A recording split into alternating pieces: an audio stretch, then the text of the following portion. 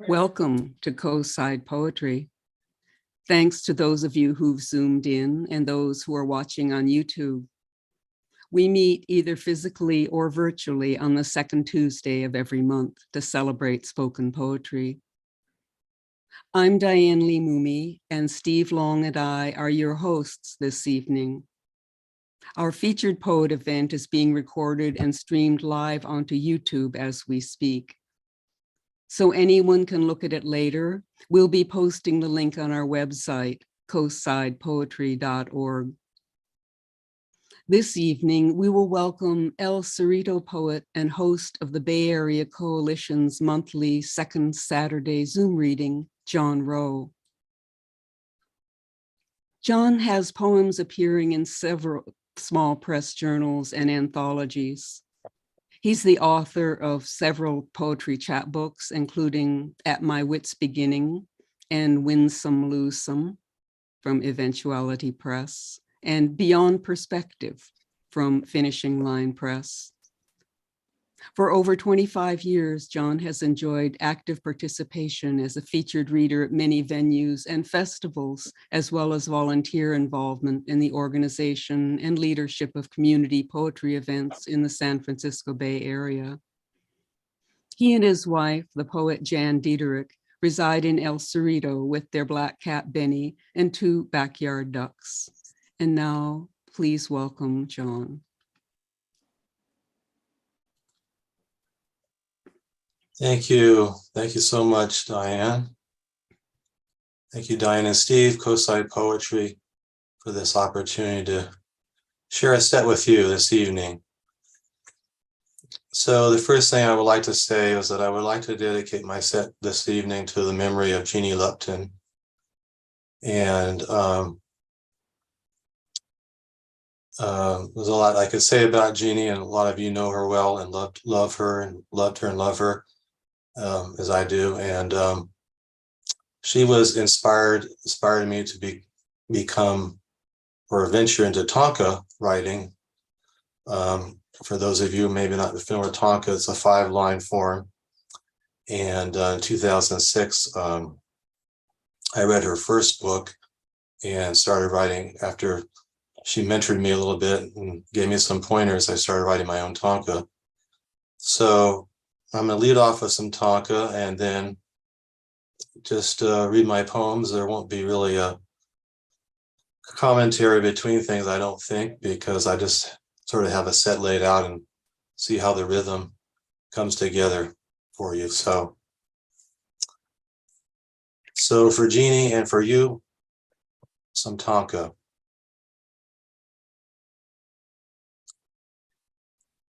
On a nature walk, my shadow merges with a tree trunk shadow. A hidden bird begins to sing.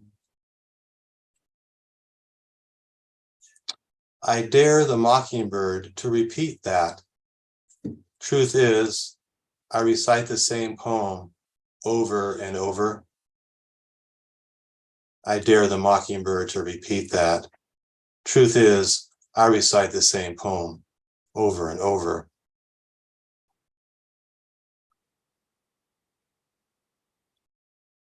Before the rain, I feel it coming. The rain and a message from you, spirit world friend.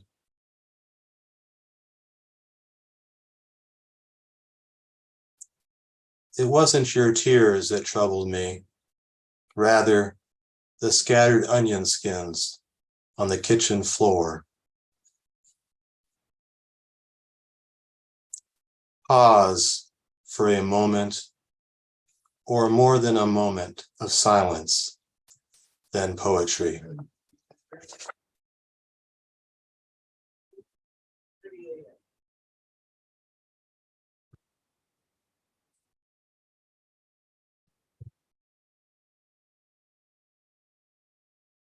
Mindfulness.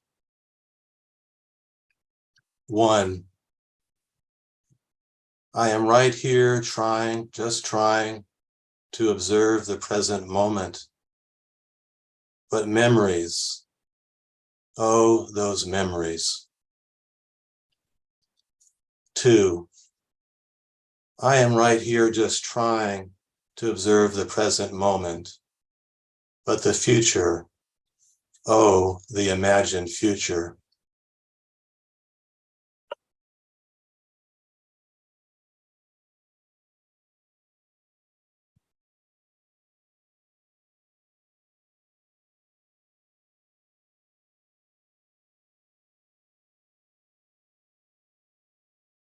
All roads lead to where you are. You find yourself trying to find your way home with a key in hand that has not been cut to turn the lock of any particular door.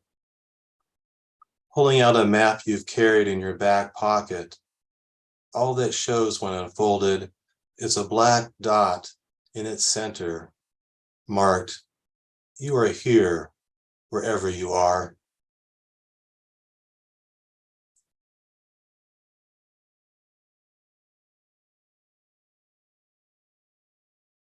Upon arrival here we are.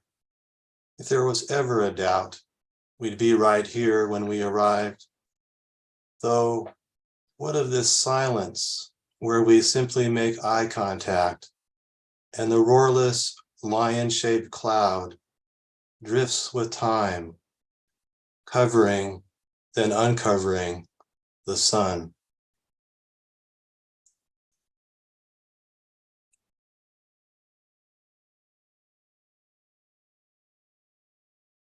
Where I am is here. On a foggy morning in the middle of a parking lot, where graffiti adorns a brick wall in the background, I witness crows numbering a dozen or more in their pecking order, feeding on discarded food scraps. I start to imagine the cause and effect. The someone coming or going drops food, has had enough.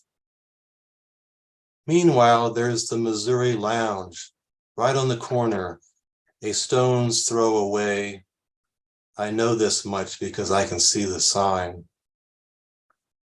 I also know that I'm standing on a sidewalk in California, some distance away from the California Lounge in Missouri, perhaps. But honestly, at the moment, all I am content to know about is that I'm here, observing an empty parking lot, a truly vacant one now, because the crows are suddenly gone, as if they have flown, and they have.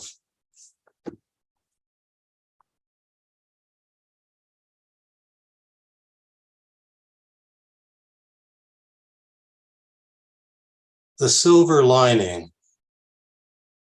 Walking for hours, days perhaps, bones pressing against skin, I come upon a fork in the road.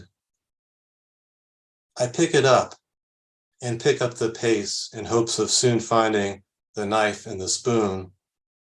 Then my place at a table with plate of food providing nourishment needed to continue this awkward journey.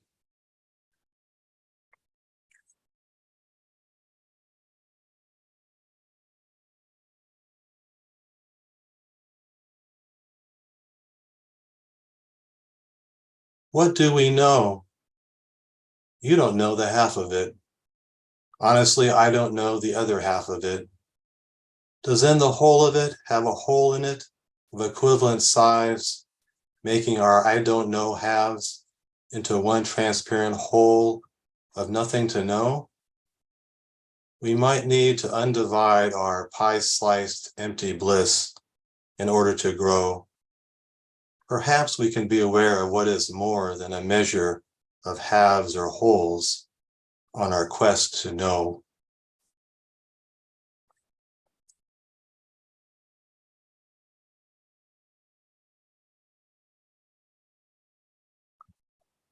While taking a break for a drink of water, or maybe something stronger, after my struggle the past hour to commit a few lines of poetry to the page, I bow down to the hummingbird outside my kitchen window, showing off her 70 wing beats per second.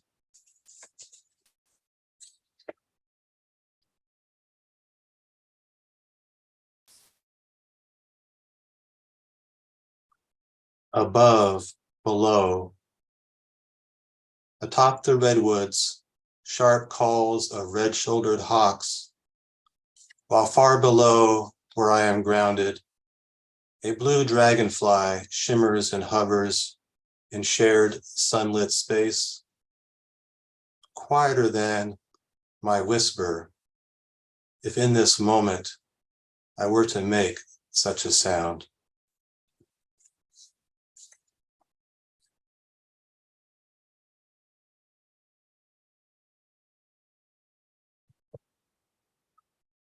I return to words I had written down some time ago, quite some time ago, though I cannot be sure now that they are my words in my language. And for what were they intended? A poem, a love letter, a ransom note? As for the latter possibility, that might take us to a rather dark place. Oh, I see the notes to the song, even though I can no longer read the music. I meet a crone in the forest. Her crooked smile reveals some missing teeth. Hand her the sheet music, which she begins to play note by note on an old upright piano, overgrown with ivy and missing some keys. Then I begin to know what I didn't know, but believe she knows.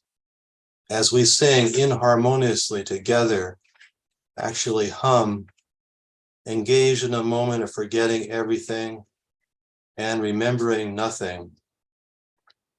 When our throats become dry, we dip our beaks onto dew-dampened leaves.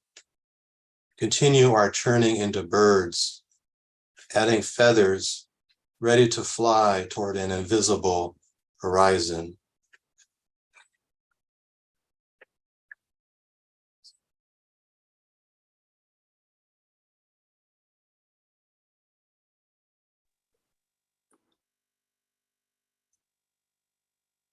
Parade. This is in 7 parts, or six parts.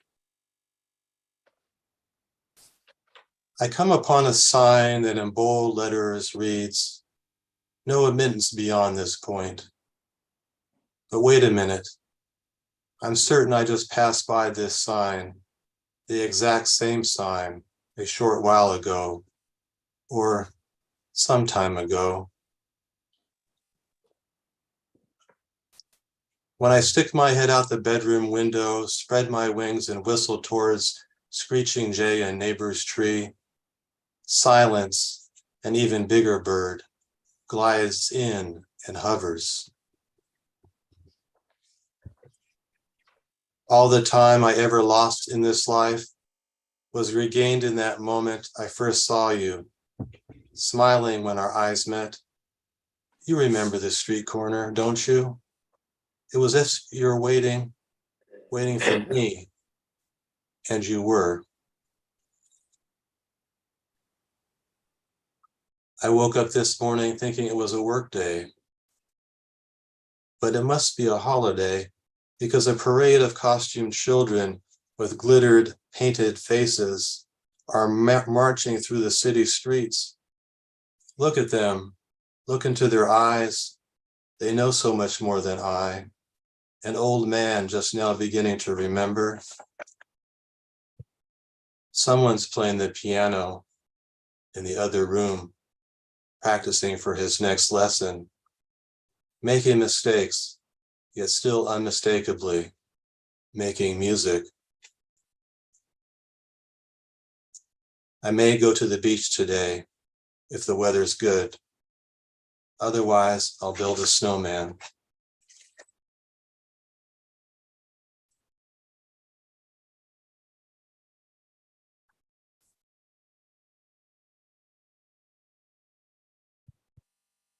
The Museum of Lost Things. In this gallery, too many sets of keys hang from long nails hammered into white walls. Now you can stop checking and rechecking your pants and jacket pockets.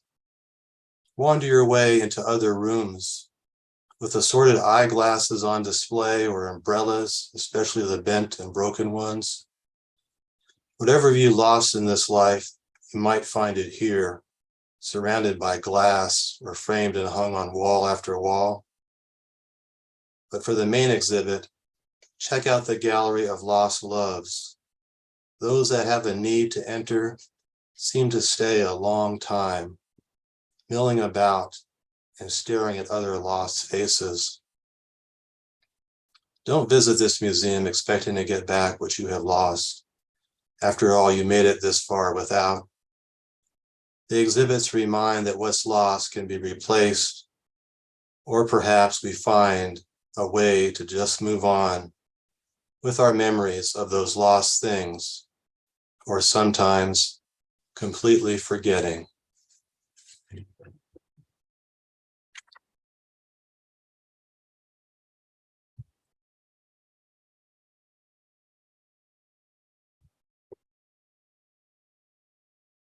Someday I'll find something lost. Right now, missing my umbrella, standing in the rain, standing in the rain. Someday I'll have poetry. Right now, splashes of thoughts, standing in the rain, standing in the rain.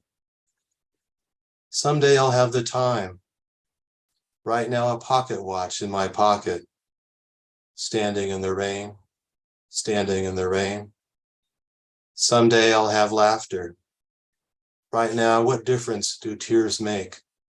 Standing in the rain, standing in the rain.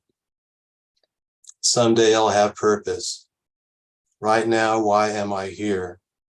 Standing in the rain, standing in the rain. Someday I'll look back. Right now, looking back, standing in the rain, standing in the rain.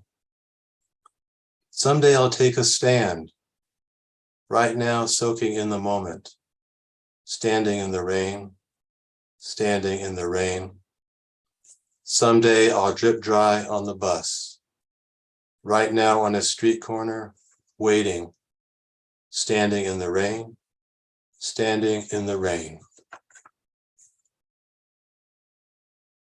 And that's my set for you. Thank you so much.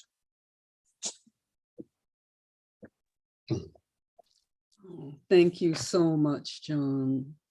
That was wonderful, That John. was absolutely wonderful. And Yeah.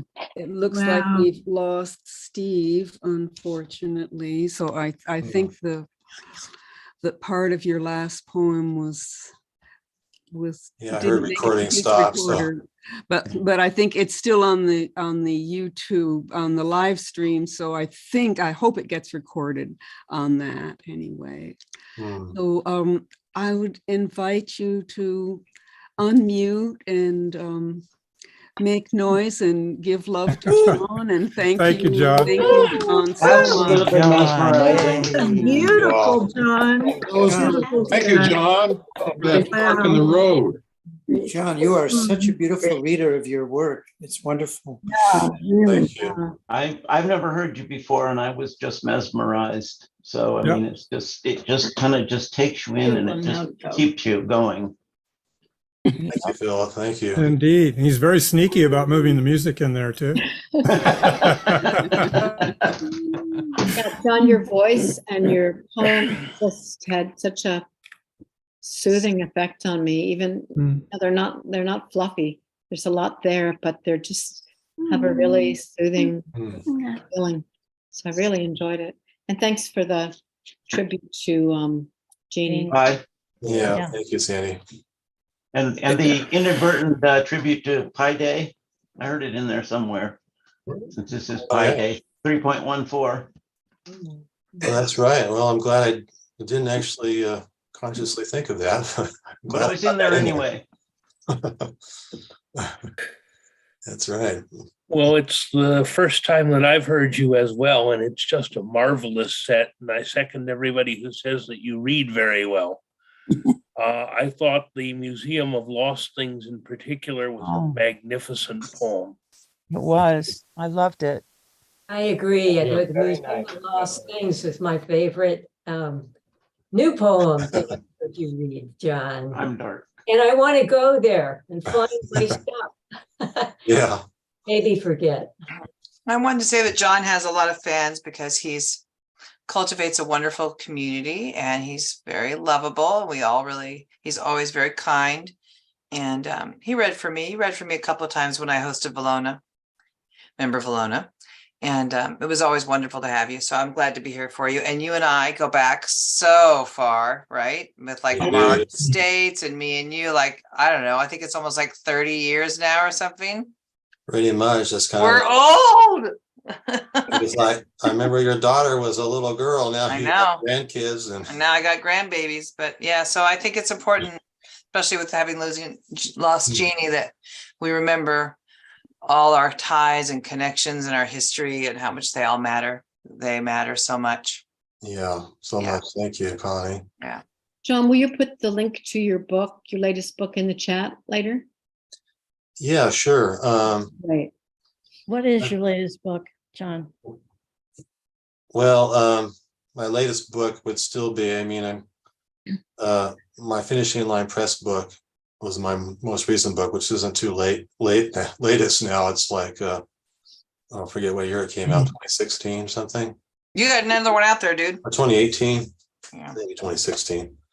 I got some things in the works, but I feel I'm due to get another one out there. But I have books, so if anybody would like to contact me directly, I'll give you my email. How about that? That would be good because I had an email earlier today asking for your email so that someone can write you. So if you could put that in the chat, that'd be super. I will do that. Thank you. Yeah. May I ask a question just for a moment? I did know Jeannie Lupton for many years, and this is the first I've heard of her passing. When did she pass away? I'm sorry, just learning it, Bob. Yeah, she passed on March 6th, Monday, March 6th. She had cancer and she was in hospice care. Oh, Well, I'm very sad to hear that, but I think I would rather know than not. I liked her a great deal and I knew her for a good many years. Yeah. She always lit up the room, no matter where she was. Well, we got where she had a peaceful transition, so grateful for that. And Yeah, she I did. did have a chance to visit her a couple of weeks ago. She was sleeping while I was there, and I sat with her and I just read some of her tanka out of her book nice. aloud, kind of as a way as a prayer and Yeah.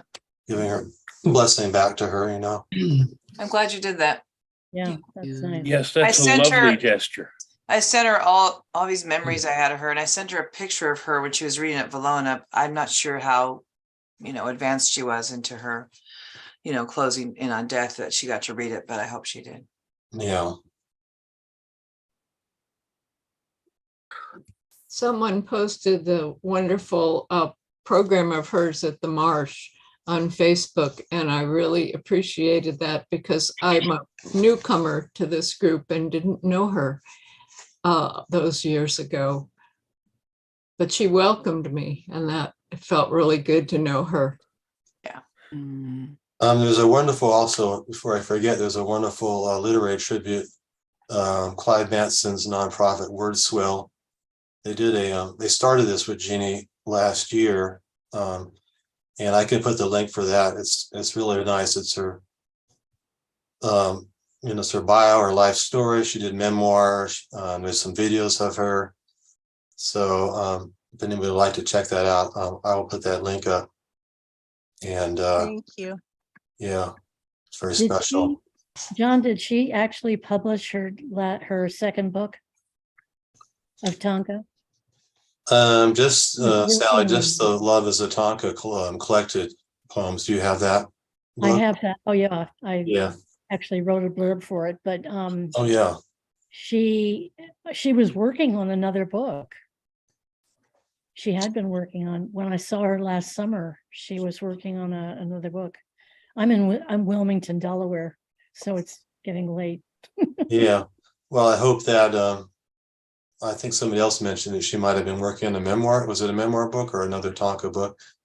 I'm not sure, but I'm not sure either.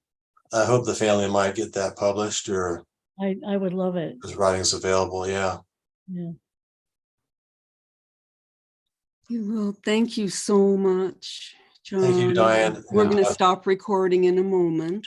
So those of you in the Zoom room, please stay online if you'd like to take part in the open mic. Thanks to all our YouTube listeners.